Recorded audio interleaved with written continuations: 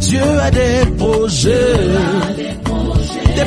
de paix pour moi et pour ma famille. Peu importe le plan des hommes, mon Dieu aura toujours dis-le encore. Je sais, Dieu a des projets de paix pour moi et pour ma famille. Peu importe le plan des hommes, Dieu aura toujours le dernier mot. et même quand la va Et même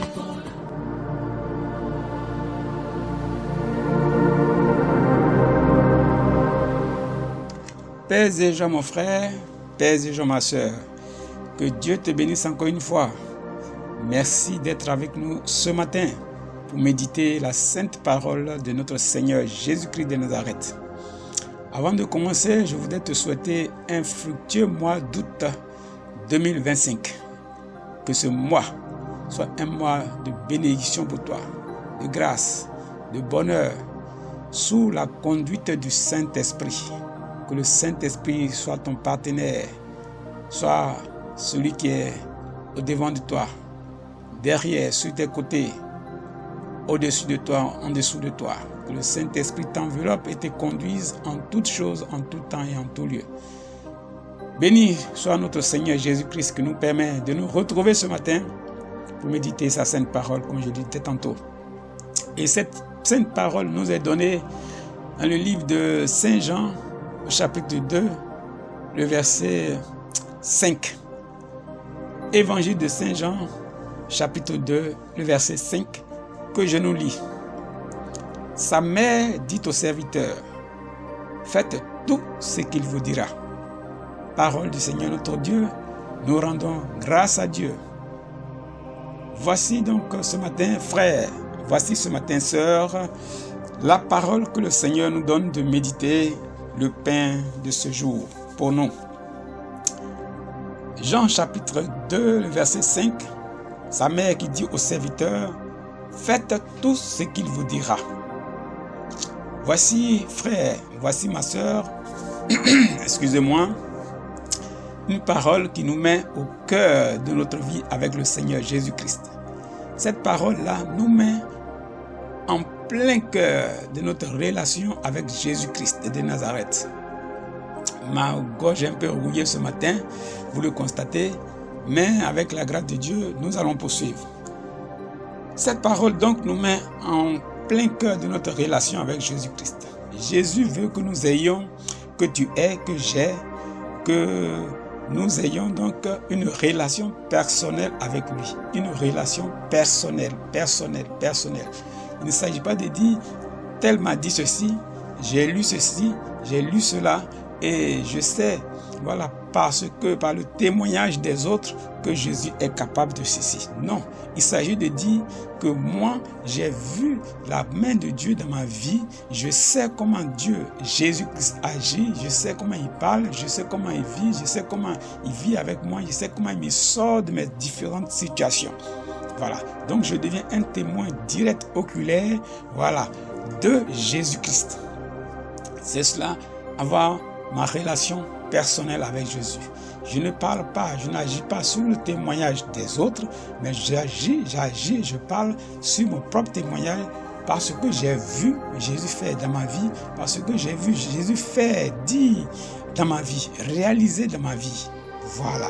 Et cette parole de la mère de Jésus nous plonge au cœur de cette relation, de cette vie personnelle avec Jésus-Christ de Nazareth. Oui, mon frère, la Vierge Marie nous dit, faites tout ce qu'il vous dira. Elle dit au serviteur, faites tout ce qu'il vous dira. Et ce matin, la Vierge Marie te dit, la Vierge Marie me dit, fais tout ce qu'il te dira. Fais tout ce qu'il te dira. Je voudrais te rappeler, mon frère, je voulais te rappeler, ma soeur, je voulais me rappeler à moi-même que notre Seigneur a bien dit qu'il n'est pas venu pour des justes, il n'est pas venu pour des bien portants, mais il est venu pour des malades. Donc, si de quelque manière que ce soit, tu te sens vulnérable, tu te sens malade quelque part, dans la vie familiale, dans ta vie familiale, que ce soit une maladie spirituelle, que ce soit une maladie financière, que ce soit une maladie sociale, Jésus est venu pour toi. Et donc, cette parole-là te rejoint ce matin. C'est à toi que s'adresse cette parole en premier.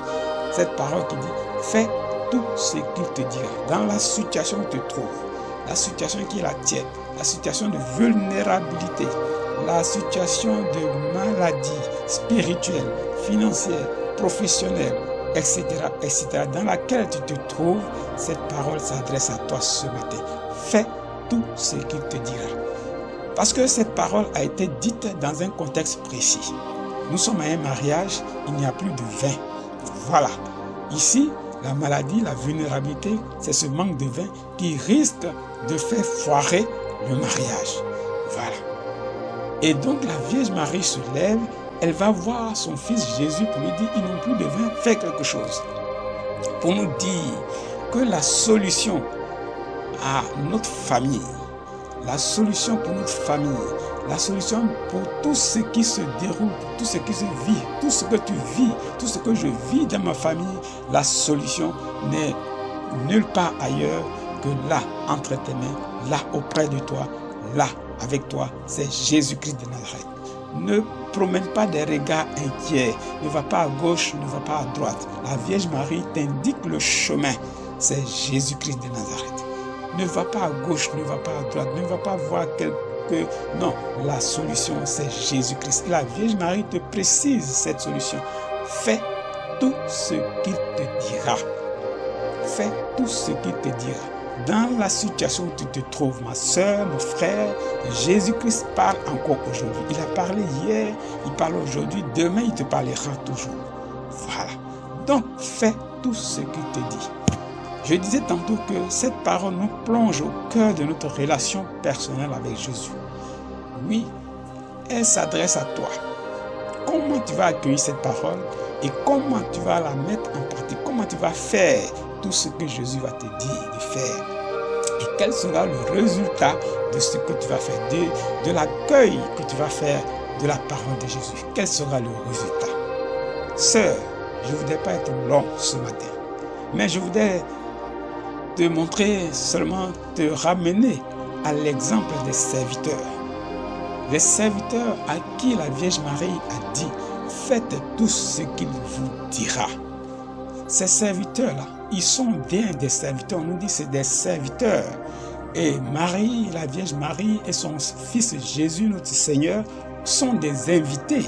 Ils sont des invités. Ils sont des invités. Et ce sont ces invités-là qui se mettent d'accord pour dire à des serviteurs, prenez de l'eau et donnez cette eau-là à l'ordonnateur du repas. Prenez cette eau-là et donnez à l'ordonnateur du repas. Voyons, frère, voyons, ma soeur, le courage qu'il a fallu à ses serviteurs, l'humilité qu'il a fallu à ses serviteurs, l'obéissance que ces serviteurs ont démontré pour porter de l'eau à l'ordonnateur. Mais je vous pose une question. Je nous pose une question. Ces serviteurs qui prennent cette eau, qui vont donner à l'ordonnateur, et l'ordonnateur qui prend l'eau, qui donne aux convives, aux invités, et tout le monde boit de l'eau. Et l'époux qui est là, qui voit de l'eau servie à ses invités de marque. Mais cette honte-là, qui va en assumer la responsabilité? Je suis persuadé que les serviteurs ne passeront pas 2 jours en ce lieu-là. Je suis sûr que les serviteurs se seront décapités. Mais les serviteurs n'ont pas regardé à cela. Les serviteurs ont écouté la parole de la Vierge Marie, obéissance, humilité, courage. Ils ont pris cette eau. Sur l'instruction du Seigneur Jésus, ils ont porté l'eau. Et c'est ce que le Seigneur nous demande dans notre relation personnelle avec lui. C'est ce que le Seigneur Jésus te demande dans cette relation personnelle avec lui. Humilité, obéissance, courage, foi. Humilité, obéissance, courage et foi. La situation que tu vis, la solution, c'est la parole de Jésus-Christ. Elle ne viendra pas d'ailleurs, c'est la parole de Jésus-Christ. Comme je l'ai dit tantôt, le Saint-Esprit nous aide à entendre la parole de Jésus.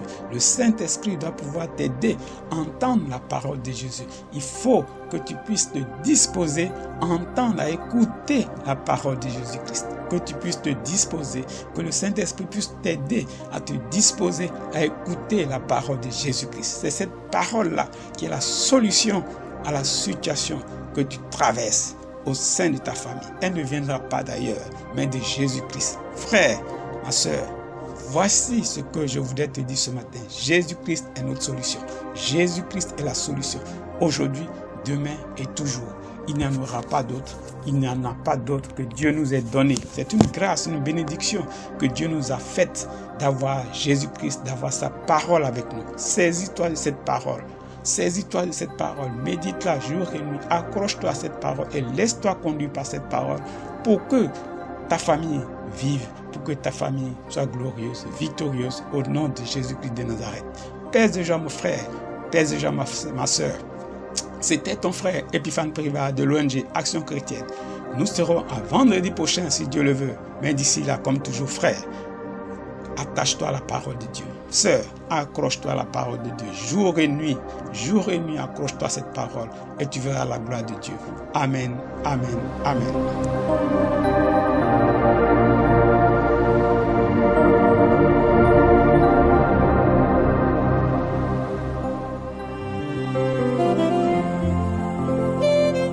Tomba de Rabakoto Korosone. Wow. Voici nos vies, Esprit de Dieu.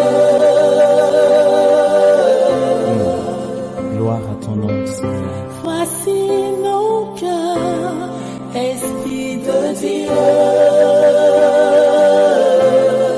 Et tu es puissant, Jésus.